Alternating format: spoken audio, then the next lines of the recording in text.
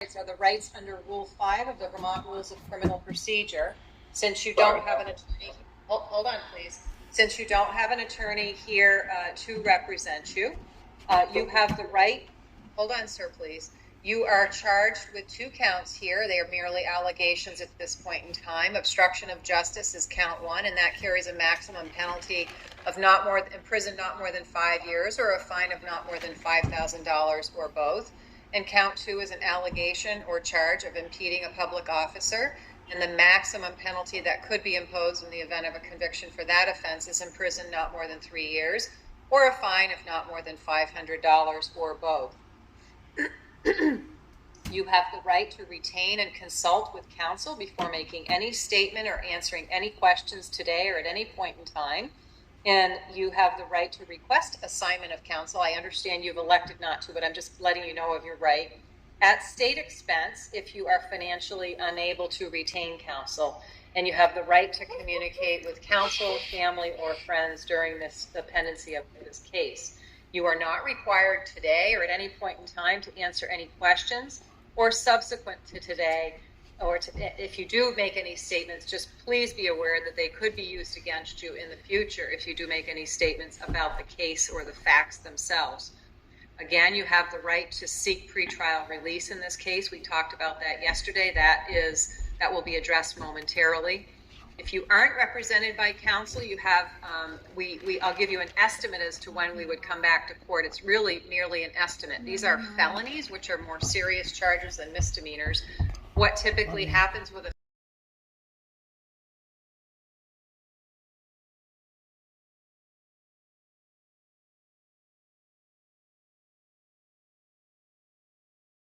motions in the case will be filed by, and then ultimately when the parties believe they might be trial ready, in other words, ready for a jury trial or a bench trial.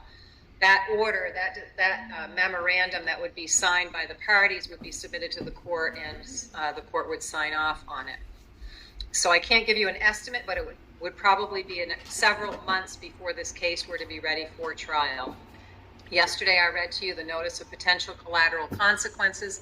Collateral consequences again include such things as, if you are not a U.S. citizen, a conviction in this case could impact your ability to stay in the country or to obtain citizenship or to re-enter the country if you were to leave the country. Certain convictions also carry collateral consequences, such as you may not be eligible to vote in certain states with a conviction. Vermont's not necessarily one of them. You may not be eligible to join the military or to serve on a jury with certain convictions. Some convictions prohibit people from owning or possessing or using firearms. Some convictions make people ineligible to receive or continue to receive public housing or educational benefits. And with some convictions, the government can seek to seize property. Those are some examples of collateral consequences that could result outside the 4 walls of this courtroom. In other words, the court doesn't impose those types of consequences. Those are things outside of this court that could happen with a conviction. There are websites available on the notice of potential in the event of a conviction that could be accessed down the road if you wanted to seek sealing or expungement if you were convicted in this case of either offense. You are entitled to engage in a pretrial risk assessment if you wish to do so. That screening is done with a pretrial monitor for such things as substance abuse and or mental health, and that can be set up and arranged. Again, you have the right to be assigned or consult with a public defender if you wish to do so. The court understands you do not wish to do so. Is that correct, Mr. Gingues? Yes, I'd like to speak with all right. private. Will you actually go over the right into the private legal counsel? You went through a lot of stuff there, and you did kind of touch on that, but it was too much all at once. Go over what again? Rights to counsel. Yes.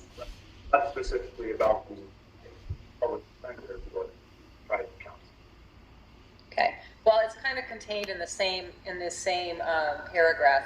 You have the right to retain and consult with counsel. So some attorneys might even consult on an hourly basis, for instance, as opposed to being actually retained in the case. You have the right to do so. You have the right to retain and consult counsel before making any statement or answering any questions at today's hearing or at any subsequent hearing.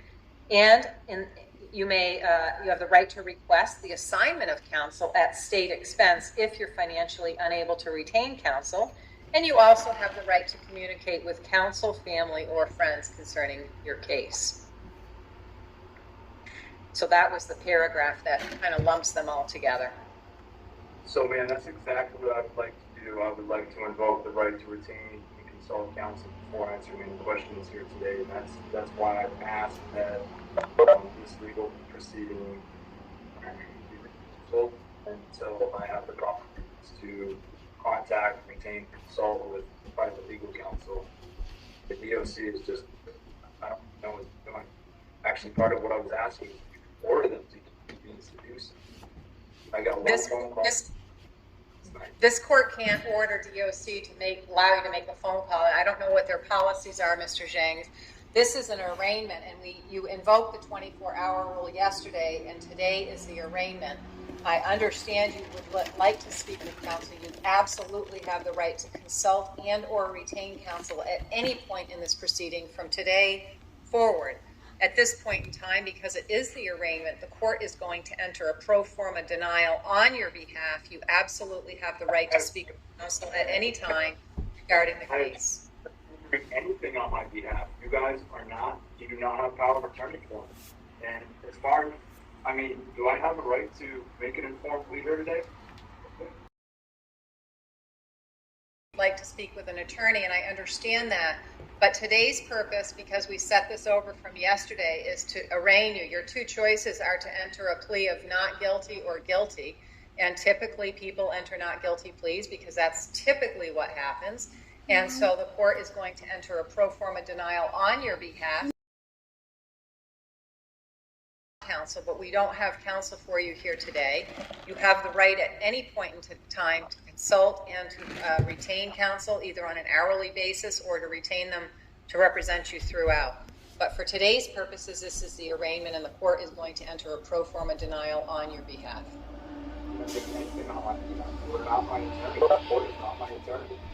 I have the authority to enter a pro forma denial, and that's what I'm doing for you. Now we'll turn to the state. Attorney Byford, what is the state seeking, please? Your Honor, just to clarify, you entered a not guilty for Mr. Gingues? Yes. Pro forma, okay. Not guilty. Sorry, I said you. Denial, I think. Yes, not guilty. Thank you. The state is asking for conditions 1 and 2. A condition 4, a responsible adult custodian. A condition 11, a 24-hour curfew with the usual exceptions for court, legal, and medical appointments that are verifiable. A condition 14, not to have contact with BB and LB, which includes in person, in writing, by telephone, email, or through a third person. And the date of birth for BB is 10/26/05. Date of birth for LB is 10/30/2010. We're also asking for condition 31 that the defendant remain 300 feet from BB and LB. And we are asking for $20,000 cash or surety. I know the court reduced the bail yesterday based on the fact that we didn't charge the kidnapping, but a closer look at Mr. Zhang's record shows that he has a New Hampshire record, conviction for resisting arrest from 2014. He's got a conviction for disobeying an officer, and also in 2014. He also has a conviction for obstruction from 7/25/18, and that's in Montana, and a breach of bail conditions where he was placed on good behavior back in 2010. So we think between the behavior that is described in the affidavit of probable cause and his court record, his criminal history, the increased bail is warranted. Okay.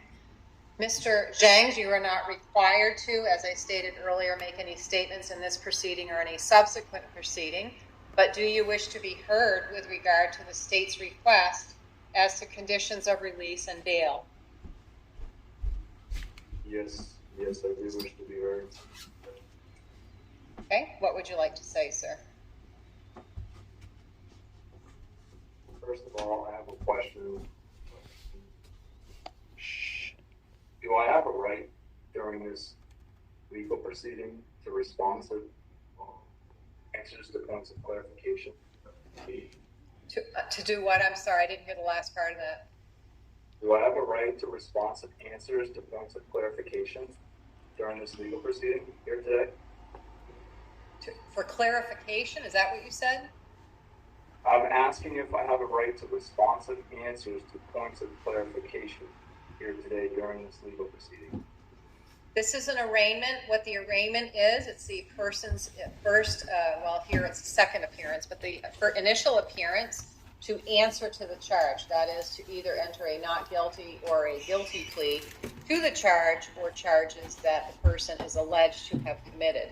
The second purpose, if you will, is to determine whether or not there are conditions of release and or bail that should be imposed based on a number of factors, based on primarily the charges, the person's criminal conviction history, and whether or not the person is a risk of flight, and whether or not there are conditions that are needed to protect public safety. So that is the sole purpose of the arraignment. So if you wish to engage in a clarification inquiry, that is not the purpose for today, Mr. Gingues, and the sole purpose right now is for you, if you wish, you don't have to, but if you wish to let the court know any comments you have or objections you have to the state's proposed conditions of release or bail amount. Well, thank you for that information. But my question was, do I have a right to responsive answers to points of clarification? Is that a right that I have? I'm not sure what you mean by responsive clarification. So when I ask a question and you respond, is it supposed to actually be responsive and pertain to the question and not just be an unrelated dialogue? It is a very focused hearing, Mr. Gingues. Today's hearing is an arraignment, and as I stated just a moment ago, the purpose is to have to answer to the charge or charges, and that is to either plead not guilty or to plead guilty. And then the second purpose of an arraignment is to determine what conditions and or bail amount are appropriate, if they are appropriate, in the particular case. And those are the two purposes of an arraignment. Right, and you said that I have a right to make an informed plea. Did you not? I didn't say that. You have a right to talk to an attorney. You absolutely have the right to talk to an attorney. But because you did not want to enter a plea yourself, the court is exercising its ability to enter a not guilty plea on your behalf. So are you telling me that I do not have a right to make an informed plea here today? You have a right to talk to an attorney and talk with the attorney about what you want to do today, but you haven't taken the time to talk to an attorney. We had one available yesterday, and there would be a public defender here if you requested one today. So the answer is no, I do not have a right to make an informed plea here today? The court is exercising its discretion to enter a not guilty plea on your behalf. So is that a no?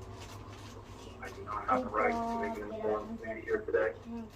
I can't tell you what's informed or not, sir. If you wish to make a not guilty plea, the court will enter a not guilty plea, but otherwise I am entering a pro forma not guilty plea on your behalf.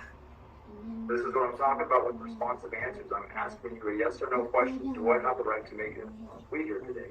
Either I do or I don't.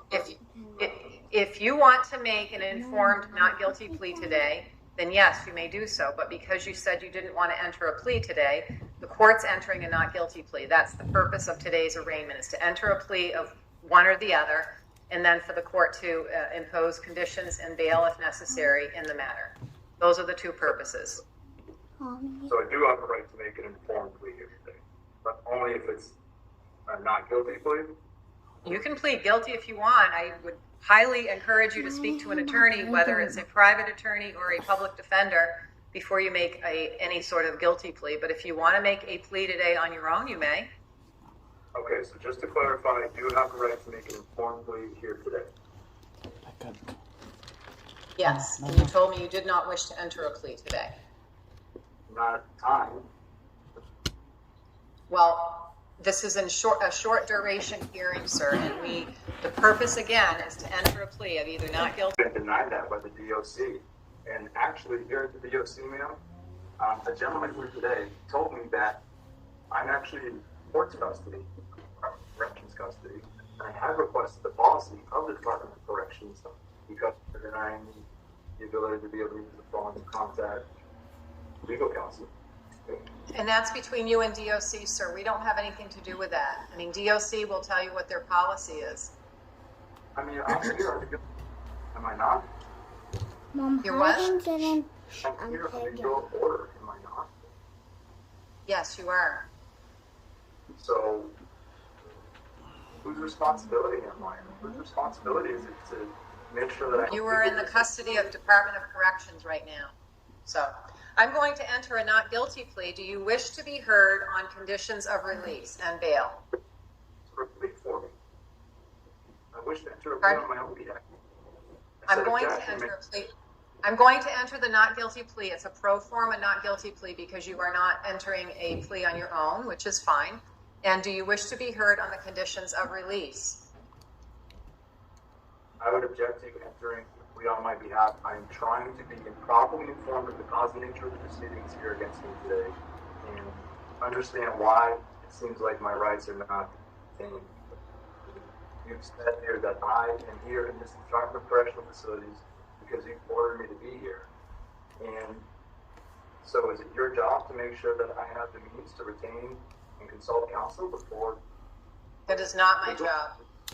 It is not my job. We could get you a public defender application if you want to be considered for a public attorney at state expense. It is not my job to make sure you have access to an attorney or to call an attorney. You're in the DOC's custody right now, and what their policy is I can't speak to, sir. Do you wish to be heard on conditions of release and bail before the court imposes conditions of release? I mean, how are you saying that I have a right to make an informed plea here, but I don't have a right to contact and secure, retain legal counsel? What you said that I have the right to do. It's just But I have nothing to do with your inability to reach a lawyer. Do you wish to be heard on conditions of release, sir? I'm going to impose them if I don't hear what your position is.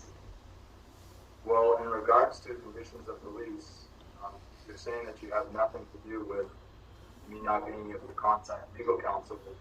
A big part of the reason I can't contact legal counsel is because I'm stuck in here. I'm not getting the phone calls. I'm not getting the phone calls that I need to do so. So, how can you say that you have nothing to do with it? Do you wish to be heard on the state's proposed conditions of release and bail, sir? Yes, and I asked you a question. In regards to the conditions of release, I'm like stuck in this cage here without the resources necessary to contact counsel. I can't answer that as to DOC's policy. Do you wish to be considered heard on the state's proposed conditions that they're asking for? I mean, yeah. They are causing me to have my rights, but not able to contact and consult counsel for these people that I'm being railroaded this week.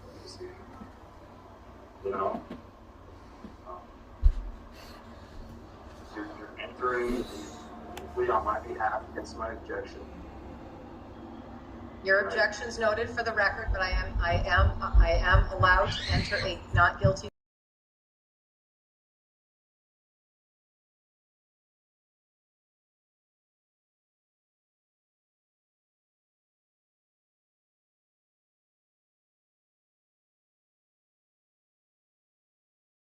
If you're not going to provide a basis for any objection on the condition.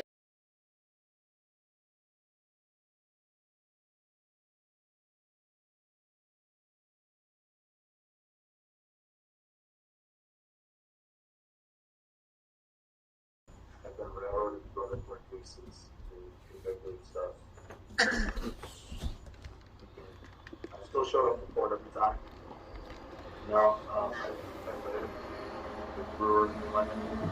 So, that's very difficult. Okay, well, the court is going to impose the following conditions. Condition 1 is to come to court when you're told to. Condition 2 is to give your, please do not interrupt or I'll have to mute you. I don't want to have to mute you. Please do not interrupt or I will mute you. Condition 2 is to come to court, give your attorney and the court clerk your address and phone number if either of those change, to notify them immediately. Condition 4, you shall be released into the custody of a responsible adult who will be approved after a court hearing if one is acceptable to the court. Condition 11, you will be subject to a curfew at your approved residence, a 24-hour curfew with the exception of emergency medical treatment, which is verifiable, in-person court hearings and legal appointments. Condition 14, no contact with BB, whose date of birth is 10/26/05, and LB, 10/30 of 2010, and 31 to stay 300 feet away from BB and LB. The court is going to keep bail in place at this time in the amount of $10,000. I am not increasing it to $20,000 as requested by the state.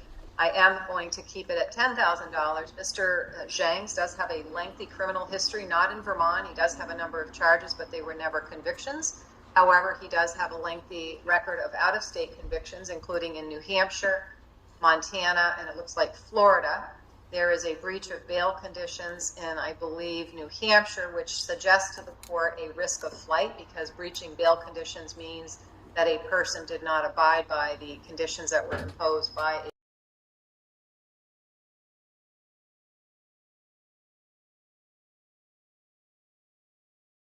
Question, ma'am, was I convicted of that breach of bail condition? Excuse me, please do not interrupt. I gave you a chance to speak as to the conditions. And as to the bail, the court is going to keep bail at $10,000 for the time being because of the lengthy out-of-state record. The record suggests to the court that the out-of-state record state, since there are convictions in the out-of-state records from years as recently as 2013, 2012 in New Hampshire, and disobeying an officer in New Hampshire in 2013, and let me get to the other record. In Montana, there's a conviction for obstructing a peace officer or other public servant from 2017, and a conviction in 2018, but the charge was from 2017. And I don't see the Florida record, but it was referenced on one of the record checks that there was a Florida record. I don't see a Florida record, but the out-of-state convictions suggest to this court that there's not a sufficient tie to this community to suggest that without some amount of bail, Mr. Gingues will reappear for prosecution purposes. So the court finds that that combination of conditions and $10,000 cash or surety is appropriate here to ensure that Mr. Gingues reappears for court prosecution in this matter. That will be the order of the court, and we'll send the conditions over to you at the jail for you, Mr. Gingues. You can at any point in time elect to be considered for a public defender, and you absolutely can at any time elect to hire your own attorney, your own private attorney. That will be the order of the court. So, ma'am, how can I hire a private attorney if I can't reach out to them? Railroader, break through that. Break.